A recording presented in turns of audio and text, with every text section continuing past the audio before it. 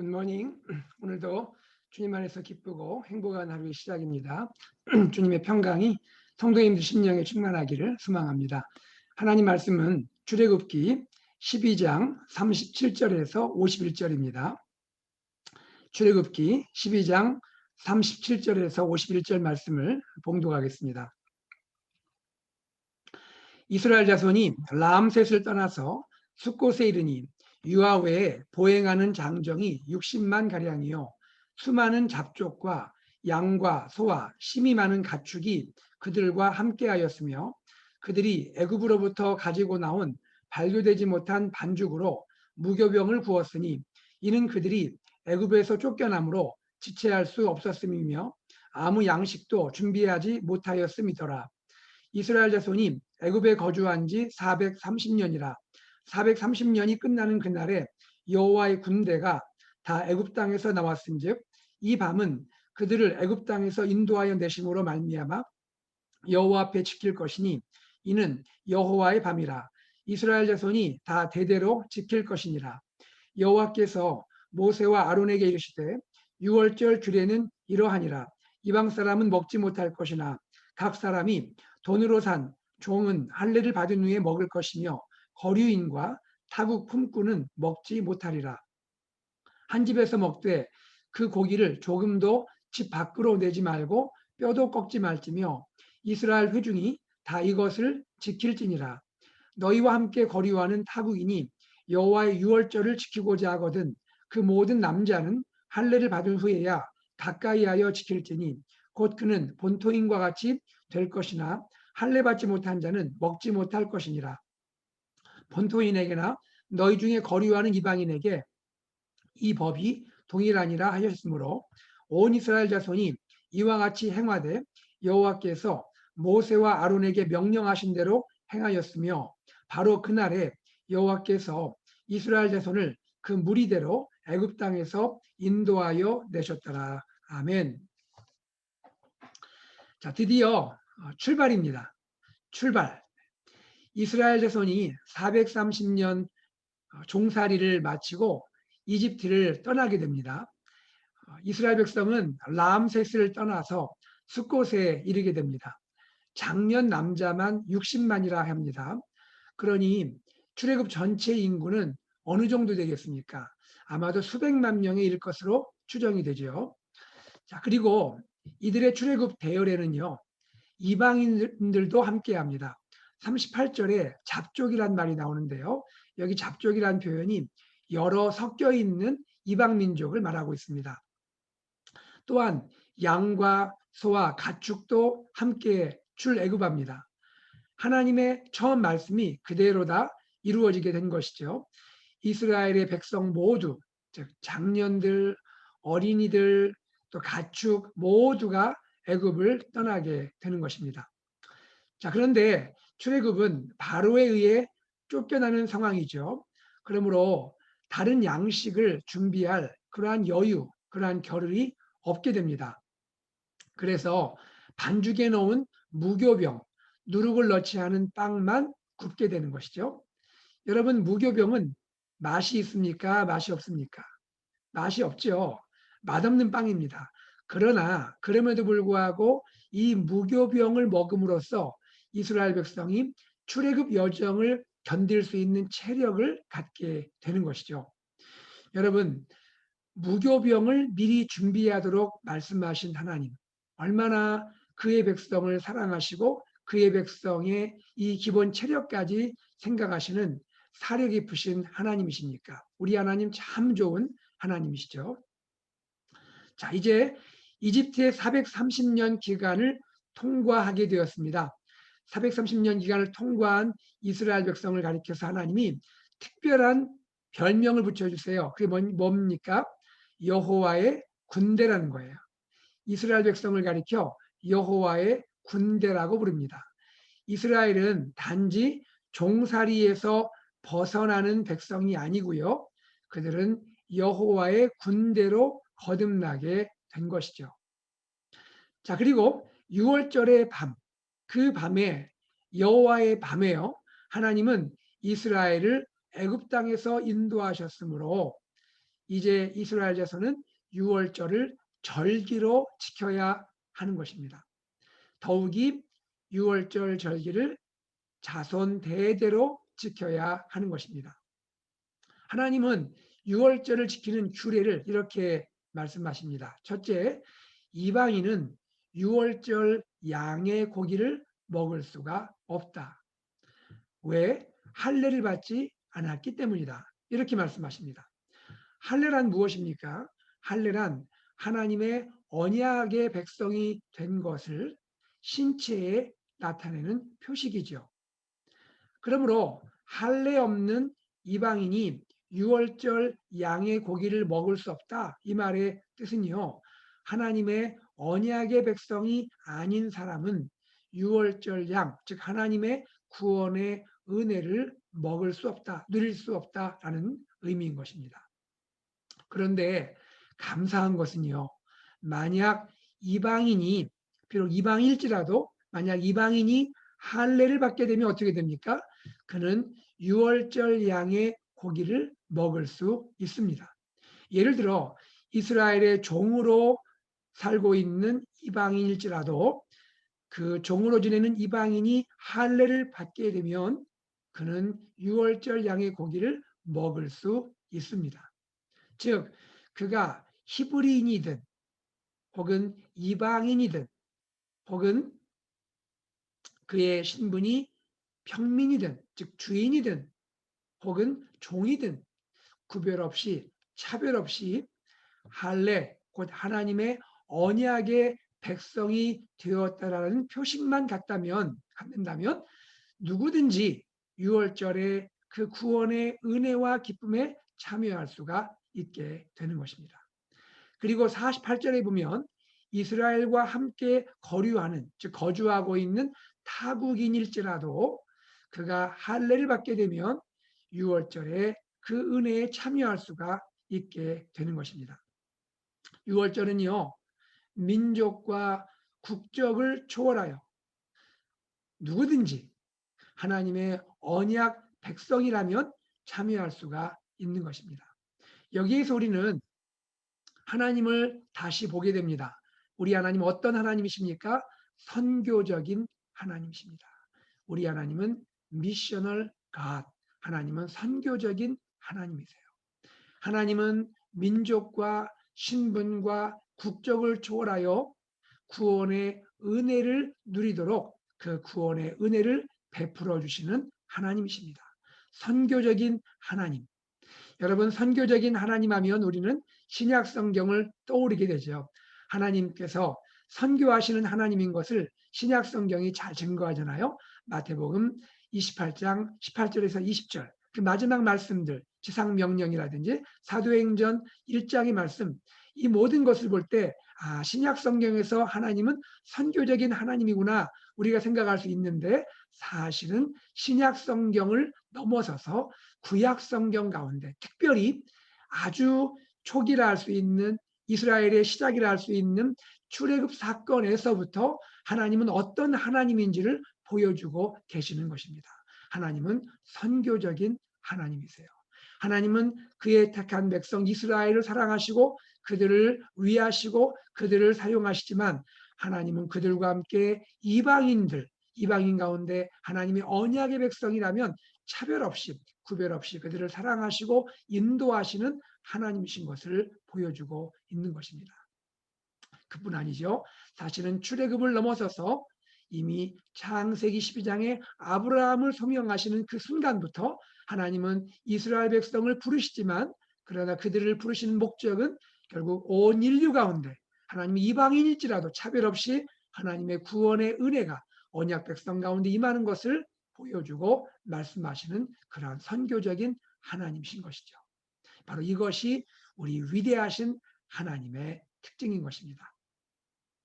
자, 그리고 우리는 또 한 가지 보게 됩니다. 이스라엘 백성의 경우 유월절 규례입니다. 이스라엘 회중의 경우에는 유월절 양의 고기를 먹지만 집 안에서만 먹어야 하는 것입니다. 한 점이라도 집 밖으로 가져가지 말라고 말씀하고 있습니다. 이것은 장자의 죽음과 연관된 것이죠. 어린 양의 피가 뿌려져 있는 그 집 안에만 머물러 있도록 말씀하셨던 것이죠. 그 어린 양의 피에 은혜가 미치는 효력 안에만 머물면서 고기를 먹으라고 말씀하고 있는 것이죠. 즉 하나님의 구원의 은혜를 누리는 우리는 그 은혜 안에 머물러서 구별된 사람으로 살아야 함을 말씀하고 있는 것이죠. 특별히 주님은 무엇을 말씀합니까? 어린 양의 고기를 먹되 뼈를 꺾지 말라고 말씀하십니다. 뼈를 꺾지 말라, 즉 온전한 양의 형태 그대로 누리라라고 말씀하고 계시는 것이죠. 여러분, 우리 주일 말씀을 통하여 함께 나눴죠. 6월절 양, 6월절 양의 실체, 6월절 양의 완성은 누구십니까? 하나님의 아들 우리 주 예수 그리스도시죠. 그리스도께서 6월절 양이십니다. 참 신비한 것은 6월절 양의 실체이신 예수 그리스도, 십자가에 6월절 양으로 희생되실 때 예수님의 뼈는 꺾이지를 않으셨습니다. 로마 군병들이 예수님의 죽음을 확인할 때요, 예수님의 그 뼈를, 다리뼈를 꺾지 않았습니다. 하나님의 말씀 그대로 임하는 것을 보게 되는 것이죠. 그 대신에 그들은 창으로 예수님의 옆구리를 찔러서 그 몸에서 피와 물이 쏟아지게 되었습니다. 하나님의 말씀이 이렇게 정교하게 이루어지는 것, 얼마나 놀랍고 신비한 은혜인지요. 우리 하나님께 영광을 올려드립니다. 자, 그리고 하나님은 또 어떠한 것을 말씀하십니까? 출애굽하는 이스라엘 백성들은요, 하나님의 명령 그대로 행했다고 말씀하고 있습니다. 여러분, 우리 하나님의 언약의 백성, 하나님의 유월절 어린 양 예수 그리스도의 구속의 은혜를 경험한 우리들은요, 하나님의 이 생명의 은혜를, 하나님의 생명의 말씀의 은혜를 날마다 누리는 우리는요, 어떻게 살아야 합니까? 하나님의 명령대로, 하나님의 말씀대로 순종하며 살아야 함을 말씀하고 있는 것입니다. 자, 오늘 저는 여러분과 함께 몇 가지 은혜를 잠시 나누겠습니다. 첫째, 오늘 말씀 가운데 무엇을 생각할 수 있겠습니까? 우리는 사건을 해석하는 하나님의 관점을 가져야 한다는 것입니다. 사건을 해석하는 하나님의 관점, 사건을 해석하는 하나님의 관점이 중요하다는 것입니다. 여러분, 흥미로운 내용이 한 가지 있습니다. 출애굽을 표현하는 그 내용이 세 가지로 표현되고 있는데요. 37절에 보면 어떤 표현이 나옵니까? 떠나서라는 말이 나옵니다. 결국 이집트를 떠나서라는 것이죠. 이스라엘 백성은 떠났습니다.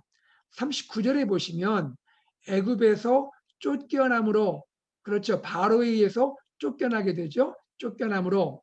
그리고 42절에 보면 이 밤은 그들을, 즉 이스라엘을 애굽 땅에서 인도하여 내심으로. 누가요? 하나님이 그 밤에 이스라엘 백성을 애굽 땅에서 인도하여 내심으로.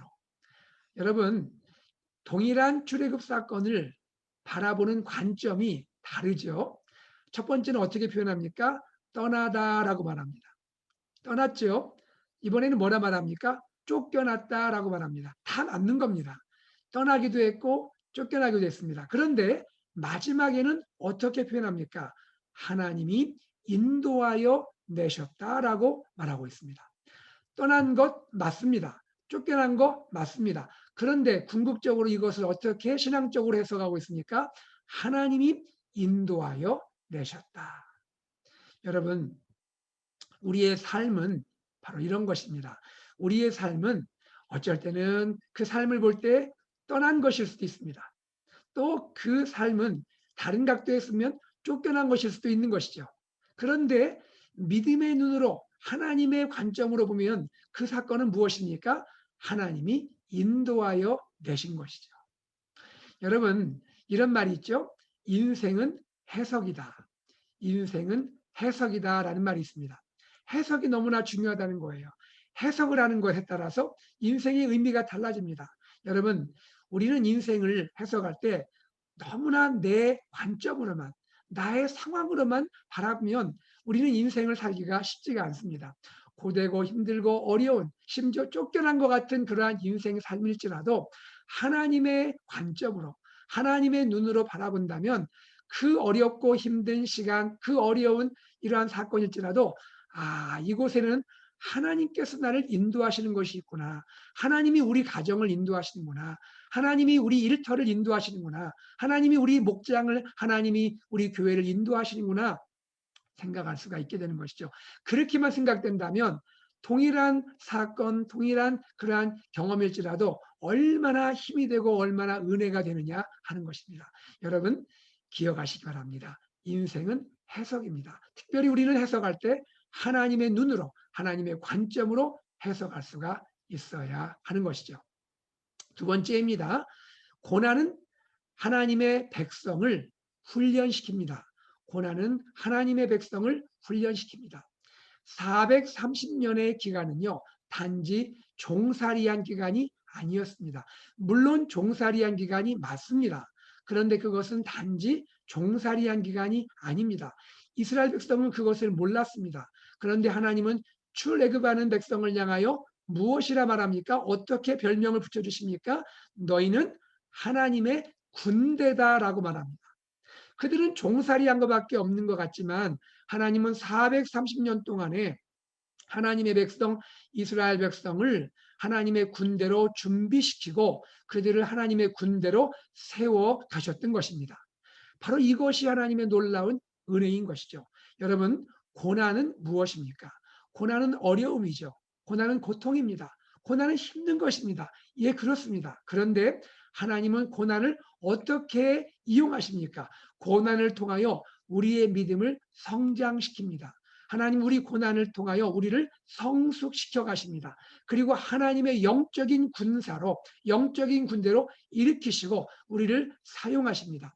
그러므로 우리는 고난 가운데 힘들고 어렵고 참으로 고통스러운 시간이지만 하나님께 감사할 수가 있는 것이죠. 고난은 너무나 힘들었는데 지나고 보니까 고난을 통하여 내 믿음이 성장한 거예요. 내 믿음이 성숙하게 된 거예요. 그러므로 고난을 통하여 우리는 하나님께 영광을 돌릴 수가 있는 것입니다. 사랑하는 성도님들, 혹시 오늘 고통 가운데 여러 가지 어려움 가운데 또 고난 가운데 계시지 않습니까? 여러분 얼마나 힘드십니까? 하나님이 다 아십니다. 여러분 다 알고 계십니다. 여러분 사랑하십니다. 여러분 축복하십니다. 여러분 동행하십니다. 그런데요, 고난은 사랑하는 여러분들을 또 우리들을 성장시키고 성숙시키는 하나님의 특별한 프로그램입니다. 하나님 광야학교에서 우리를 하나님의 군사로 군대로 세우시고 일으키시고 훈련시킵니다. 여러분이 어려운 시간이지만 이 가운데 하나님의 멋진 군사로 멋진 군대로 훈련되고 일어나는 여러분들 또 가정들 우리 교회 되기를 간절히 소망합니다. 세 번째입니다. 6월절의 은혜입니다. 6월절의 은혜 그것은 하나님의 구원의 은혜이죠. 그런데 그 하나님의 구원의 은혜는 어떤 은혜입니까? 차별이 없는 은혜입니다. 차별이 없는 은혜. 이스라엘 백성이든 이방인이든 평민이든 주인이든 종이든 차별이 없습니다. 누구에게나 하나님의 은혜는 미치게 되는 보편적인 은혜인 것입니다. 그러나 그럼에도 불구하고 하나님의 은혜는 하나님의 언약의 백성들에게 미치는 그러한 특별한 은혜입니다. 오늘 우리의 구원도 그렇지 않습니까? 우리의 유월절 양이신 예수 그리스도의 대속의 은혜, 십자가의 그 보혈의 은혜를 우리가 마음에 믿고 예수님을 나의 구주로 영접하고 우리가 누리게 될 때 그가 누구이든 차별이 없습니다. 그가 이스라엘 사람이든 이방인이든 미국인이든 한국인이든 그렇죠. 아시아 사람이든 또 아프리카 사람이든 차별이 없습니다. 그의 신분이 높고 낮고 차별이 없습니다. 그가 부자이든 가난한 사람이든 어른이든 어린아이든 그 누구든 차별이 없습니다. 세상은 우리를 차별합니다. 오늘 우리는 알게 모르게 많은 차별이 있음을 경험하게 되죠. 그러나 하나님의 은혜 안에는 차별이 없습니다. 하나님은 우리를 차별 없이 대우하십니다. 차별이 없는 구원의 은혜를 베풀어 주십니다. 그러나 택함 받은 하나님의 사람에게 이 은혜는 임하게 되는 것이죠. 여기에서 우리는 무엇을 보았죠? 선교적인 하나님을 보게 되었습니다. 하나님, 이 하나님 선교적인 하나님이 시작하시는 선교, 미셔널 라이프, 우리는 그 미셔널 라이프에 동참하고 또 미셔널 라이프를 살게 되고 우리 교회는 미셔널 처치, 미셔널 공동체로 살게 되는 것입니다. 우리 교회의 비전 중에 하나가 무엇입니까?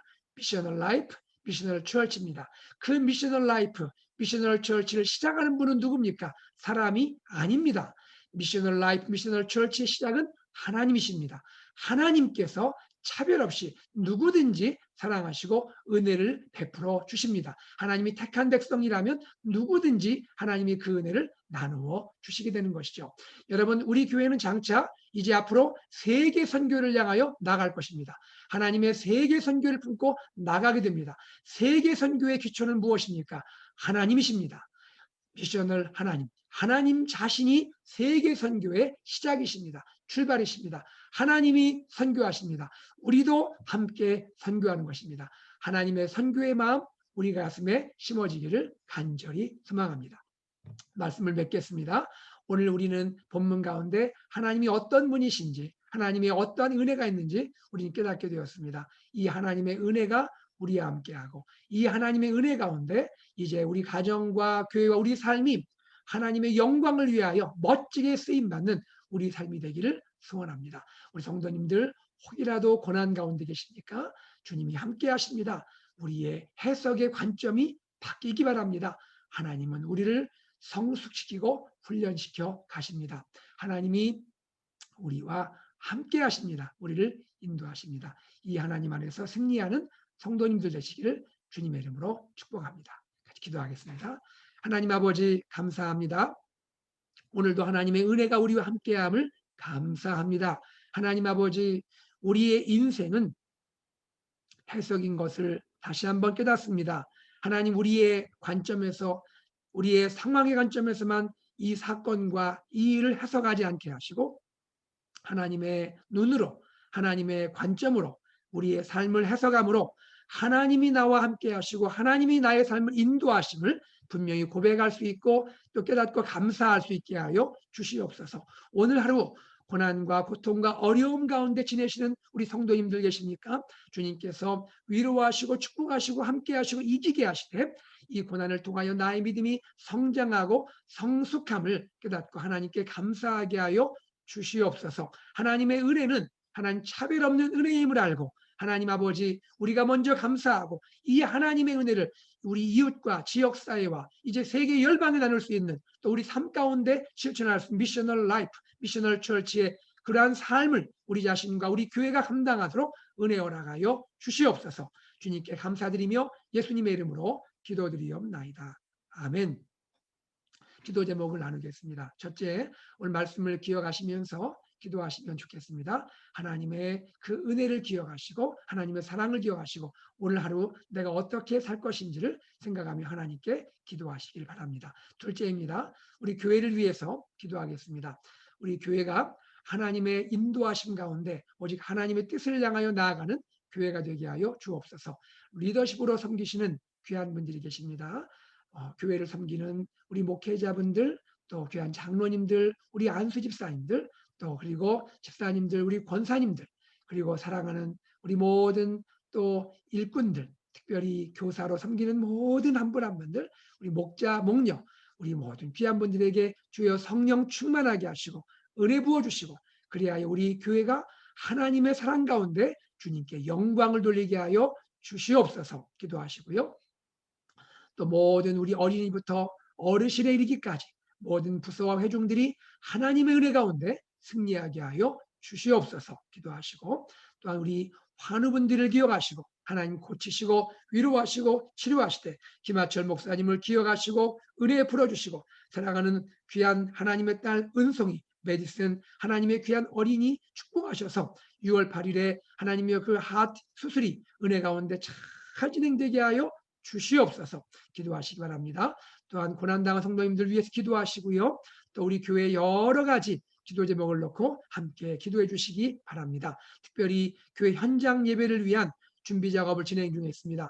여러분 소식을 들으셨겠지만 이제 오늘부터 이번 또 돌아오는 주일까지 백신 접종, 우리 설문조사가 시작됩니다. 이번 한 주간에 기도하는 마음으로 참여하시고 또 함께 동참해 주시고 또 사랑하는 여러분들 또 백신에 가능하면 많이 맞으셔서 우리 교회가 현장 예배를 오픈할 때 우리 모두가 한 마음으로 참여할 수 있기를 소망합니다. 그리고 이제 전교인 큐티 트리 페스티벌이 진행이 되는데 여러분 큐티 생활 가운데 함께 해주시고 또 우리 교회 가운데 또 새로 태어난 우리 로아를 축복해 주시고 결혼하는 가정을 위해서 기도해 주시기 바랍니다. 또 선교사님을 위해서 기도해 주시고 이번 한 달 동안에 볼리비아 고강문 선교사님을 위해서 기도하시고 어스틴과 또 미국과 한국과 북녘의 동포들과 세계 선교를 위해 기도하시고 팬데믹이 속히 지나가기 위해서 기도해 주시기 바랍니다. 다 함께 기도하고 일상으로 나아가겠습니다.